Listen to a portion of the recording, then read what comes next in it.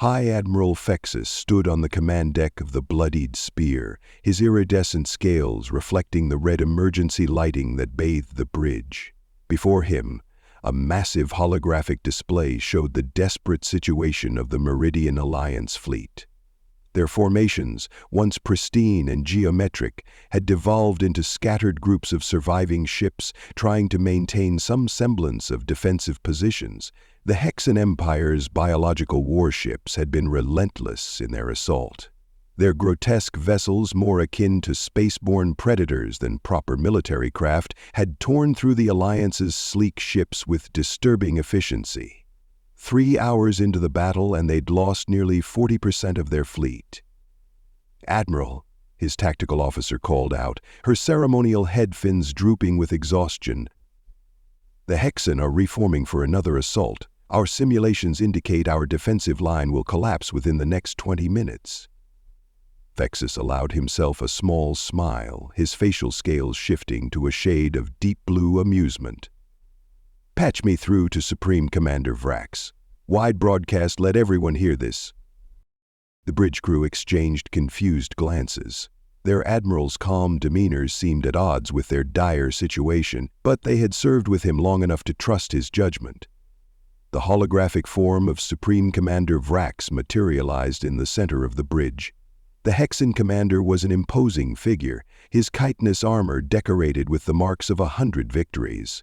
Multiple compound eyes studied Fexus with predatory interest. "Have you finally come to your senses, Fexus?" Vrax's voice carried the characteristic clicking undertone of his species. "Your fleet is in shambles. Surrender now, and I will grant your crews the mercy of quick deaths." Fexus made a show of examining his own scales, brushing off imaginary dust. "Actually, Supreme Commander, I am legally required to inform you that a human vessel will be entering the combat zone in approximately 10 minutes. This is your official warning as per Galactic Convention Article 7, Section 12. The change in Vrax's demeanor was subtle, but unmistakable. His secondary breathing vents flared slightly, and his mandibles twitched. The Hexan equivalent of a startled flinch. "Humans?" Vrax's voice had lost its edge of smug superiority. "You allied with humans? They've never involved themselves in external conflicts." Fexus finished for him. "Times change, Commander. The diplomatic package we offered was compelling." "You're bluffing," Vrax snarled, but his upper appendages were moving in agitated patterns. "The humans are isolationists. They've rejected every attempt at military alliance for the past 3 centuries. 8 minutes remaining, Supreme Commander. I suggest immediate withdrawal of your forces. The humans are rather efficient in combat situations." "You expect me to retreat because of a single human vassal? I have 37 capital ships. 7 minutes, Commander, and I did warn you, as required by law. What happens next is entirely your responsibility." The hologram of Vrax flickered as the Hexan commander turned to consult with his own officers, their chittering conversation just barely audible. Fexus waited patiently, watching the countdown timer tick away in the corner of his display. "This is some kind of trick," Vrax finally declared. "The Meridian Alliance is known for their clever deceptions. We will continue our attack as planned." Fexus sighed, his scales shifting to a pale green of resigned amusement. "As you wish, though I should mention, Commander, there's a reason the law requires us to warn you about humans specifically." He leaned forward, dropping his voice to a near whisper. "And there's a reason why that law exists in the first place." The hologram vanished as Vrax cut the transmission. Around the bridge, the crew watched their admiral with a mixture of hope and confusion. "Sir," his second-in-command ventured, "the humans, are they really coming?" Fexus turned to face the massive viewport, his scales now shimmering with anticipation. "Watch the Sector 7 arrival coordinates. The show is about to begin." Space rippled like disturbed water. The crew of the bloodied Spear watched in anticipation as reality itself seemed to bend and warp around the designated arrival coordinates. Even the distant Hexan fleet had paused their advance, their biological ships clustering together like nervous prey animals sensing an approaching predator. 30 seconds to human arrival, announced the tactical officer, her head fins now fully erect with excitement. Magnify the arrival zone, Fexus ordered, his scales shifting to a deep purple of focused attention. He'd never actually seen a human warship before. Few had. The scattered reports spoke of vessels that defied conventional design philosophy. But that could mean anything. The first sign wasn't visual at all. Every sensor array on the bridge suddenly spiked, their slim displays humming with readings that made no sense. Energy signatures that shouldn't exist in normal space bloomed across the tactical displays. "By the first light," whispered the science officer, her claws dancing across her console. "These readings. It's like they're pulling a piece of their dimension through with them."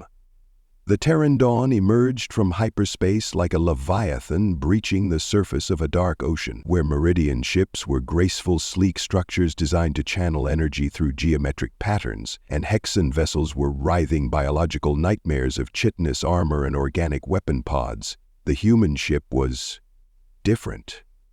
It was massive, easily dwarfing the largest Hexan dreadnought, but its size wasn't what made it impressive.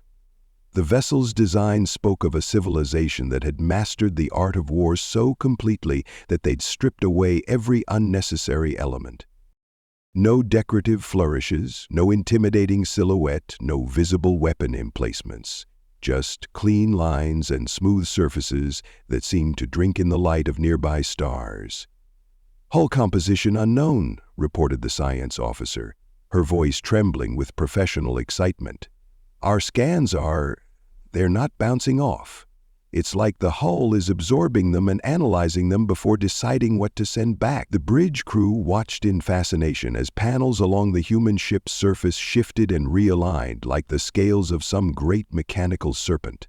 The movement was silent and precise, each plate sliding into perfect position with microscopic accuracy. "Incoming transmission from the Terran Dawn," announced the communications officer.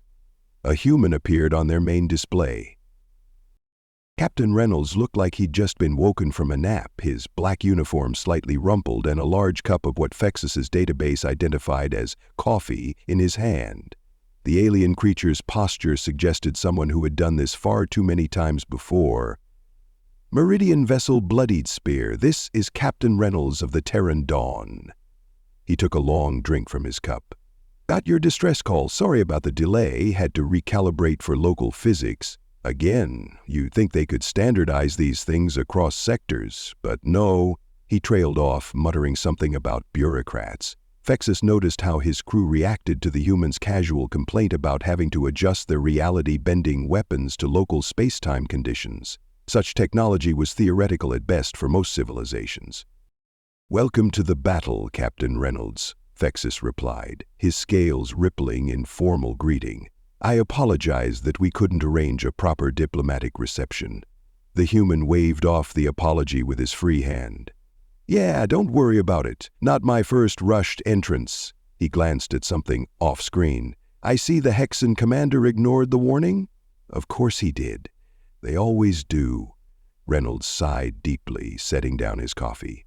"All right, let's get this over with. Pull your fleet back to minimum safe distance. The usual drill. You record it for your military academy, we pretend not to notice, and everyone acts surprised when physics stops working for a few seconds." As the human's image disappeared, Fexus turned to his crew. "You heard the captain. All ships fall back to Sector 9. He paused, then added, "And yes, make sure our sensors are recording.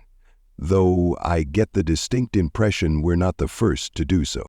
Time seemed to slow on the bridge of the Bloodied Spear as the Meridian fleet completed their withdrawal. The massive form of the Terran Dawn hung in space before the Hexan Armada, its dark hull drinking in starlight like a black hole given geometric form. "Supreme Commander Vrax is hailing us," the communications officer announced, her head fins quivering. "Put him through," Fexus ordered, scales flickering with anticipation. The Hexan commander's image appeared, mandibles clicking rapidly, a sign of extreme agitation. This is your final chance, Fexus. Recall that thing and surrender. My biologists report that vessel's hull is composed of materials that shouldn't exist. We cannot allow such an abomination to... The transmission cut off mid-sentence as the Terran Dawn began to move. There was something profoundly wrong about how it accelerated. No flare of engines, no visible means of propulsion. It simply changed position as if space itself was an afterthought. "Multiple energy signatures detected," the tactical officer called out. "The human vessel is... Wait, that can't be right. It's targeting 17 different capital ships simultaneously?" "Confirmed," the science officer added, her claws dancing across gleaming controls. "They're using some kind of quantum targeting system. Each weapon lock exists in a superposition until... The battle, if one could call it that, lasted precisely 2.7 seconds. The Terran Dawn fired once. There was no dramatic light show, no spectacular explosion. Instead, 17 points in space simply shifted. Where proud Hexan capital ships had floated moments before, there were now perfectly spherical volumes of empty space, each exactly 1 kilometer in diameter. The tactical display went crazy as it tried to process what had happened. The missing vessels hadn't been destroyed in any conventional sense. Rather, the spaces they had occupied seemed to have been temporarily extracted from normal spacetime, taking the ships with them. "By the void," whispered the science officer. "They didn't destroy those ships. They edited them out of reality." A new transmission cut through the stunned silence, this time from one of the surviving Hexan vessels. "I'm the Chang First Officer Kex. Supreme Commander Vrax's ship was among those." The officer's voice cracked with panic. "What are your terms for our surrender?" Before Fexus could respond, Captain Reynolds's voice came through on all channels, sounding like someone reading from a well-worn script. "Surviving Hexan vessels, this is Captain Reynolds. Yes, you're surrendering. No, we don't need to negotiate. Power down your weapons and biological systems. Anyone still powered up in 30 seconds gets the same treatment as your commander. Standard prisoner processing will begin shortly." He paused, then added with a tired sigh, "And no, we're not going to explain how we did that.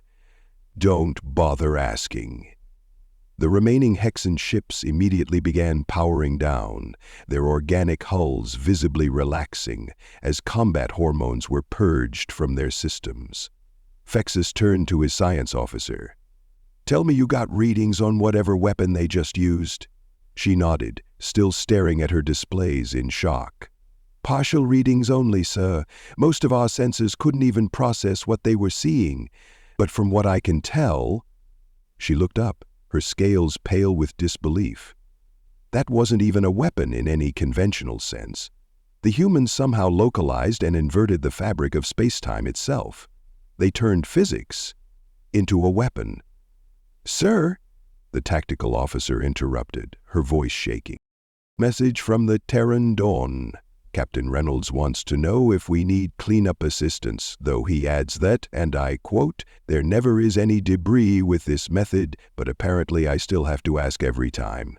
Fexus felt his scales shift to the deep blue of amusement. "Inform Captain Reynolds that cleanup won't be necessary, but we would appreciate a tour of their vessel once things settle down." The reply came back almost immediately. "Tomorrow at 800 ship time. Bring coffee if you have any. Strong coffee." Reynolds paused.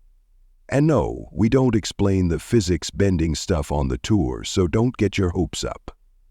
6 hours after the battle, Fexus stood in his private quarters, aboard the Bloodied Spear, staring out at the Terran Dawn through his viewport. The massive human vessel was currently processing surrendered Hexan crews with ruthless efficiency, its various hull sections shifting and realigning as it worked.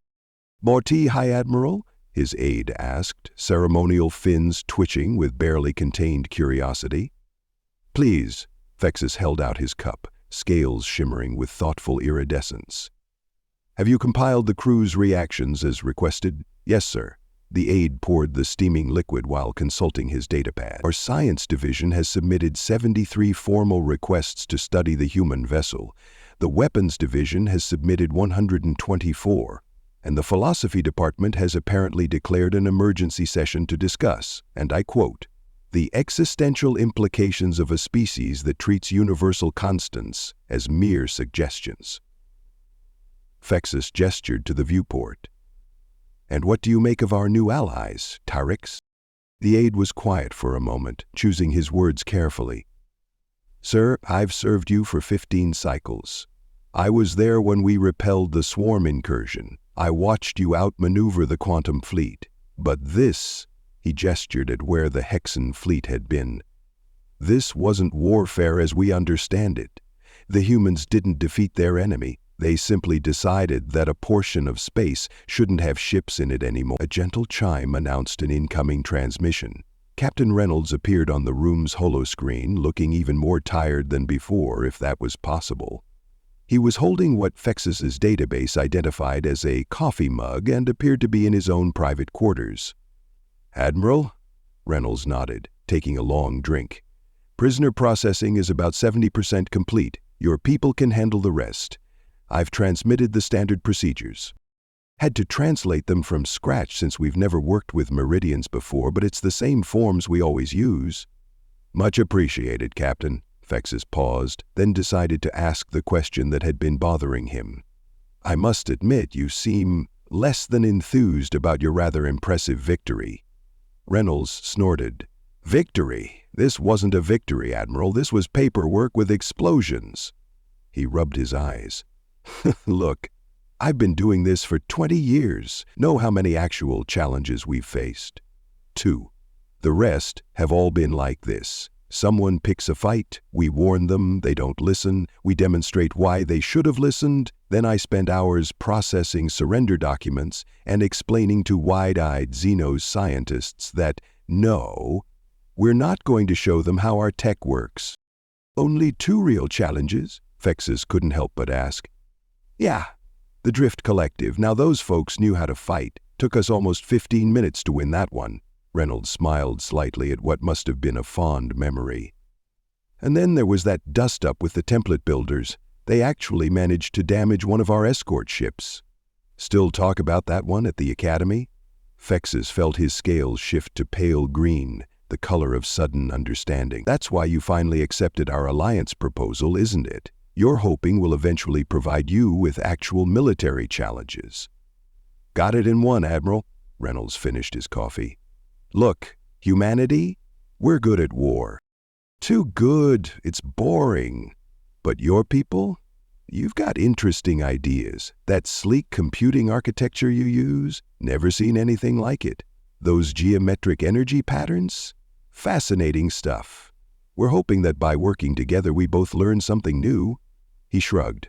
Plus, your tea is amazing. Speaking of which, is that offer to tour your ship still open? I've got about 3 hours to kill while the surrender processing algorithms run. Fexus found himself warming to this strange human. Of course, Captain, though I believe you mentioned something about bringing coffee? Already got a case of the good stuff beaming over. Fair warning, though, it's strong enough to wake the dead. Excellent. And perhaps during the tour you might explain why exactly there's a law requiring warnings about human ships? Reynolds actually grinned. Now that's a funny story. See, about 80 years ago, this hegemony fleet decided to ambush one of our hospital ships. As the human launched into what promised to be an entertaining tale, Fexus reflected that perhaps this alliance would work out better than he'd hoped. The humans might be unstoppable warriors, but at least they had a sense of humor about it. And they made surprisingly good tea companions. Thank you so much for listening to this story. I hope you enjoyed it. Be sure to leave it a like and to subscribe if you'd like to see more. Feel free to comment and share it as well. With all that said, go on and check out the video in the top left. I think you might like it.